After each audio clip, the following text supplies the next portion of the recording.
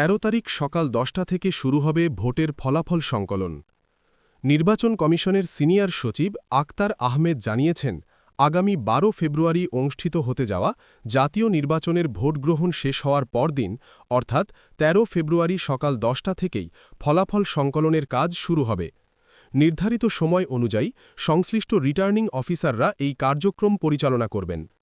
তিনি বলেন, postal ballot গণনায় তুলনামূলকভাবে কিছুটা সময় প্রয়োজন হলেও সামগ্রিকভাবে ফলাফল ঘোষণার প্রক্রিয়া দীর্ঘ হওয়ার কোনো আশঙ্কা নেই। নির্বাচন কমিশন এ বিষয়ে আগেই স্পষ্ট সময়সূচি নির্ধারণ করে রেখেছে। মঙ্গলবার রাজধানীর একটি অভিজাত হোটেলে বিদেশি গণমাধ্যম কর্মীদের জন্য স্থাপিত মিডিয়া সেন্টারের উদ্বোধনী অনুষ্ঠানে এসব তথ্য জানান ইসি সচিব।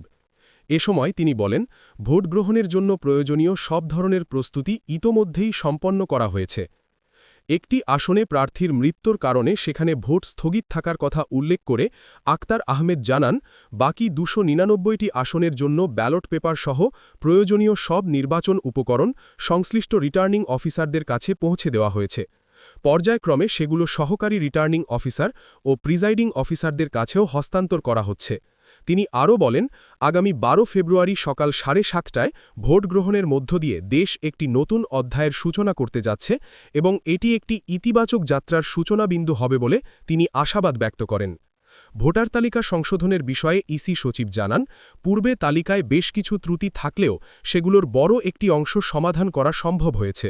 তবে শতভাগ নির্ভুলতা অর্জনের দাবি এখনই করা যাচ্ছে না বলেও তিনি স্বীকার করেন। এবারের নির্বাচনে তরুণ ভোটারদের অংশগ্রহণকে বিশেষ গুরুত্ব দেওয়া হয়েছে উল্লেখ করে তিনি জানান, 31 অক্টোবর 2025 পর্যন্ত যেসব নাগরিকের বয়স 18 বছর পূর্ণ হয়েছে তাদের ভোটার তালিকায় অন্তর্ভুক্ত করা হয়েছে। মোবাইল ফোন ব্যবহার সংক্রান্ত নিষেধাজ্ঞা তুলে নেওয়ার প্রসঙ্গে তিনি বলেন, বর্তমান সময়ে মোবাইল ফোন মানুষের দৈনন্দিন জীবনের অবিচ্ছেদ্য অংশ। এ কারণে ভোটারদের মধ্যে কোনো ধরনের অসন্তোষ সৃষ্টি না করতেই নির্বাচন কমিশন সংশ্লিষ্ট নির্দেশনা শিথিল করার সিদ্ধান্ত নিয়েছে।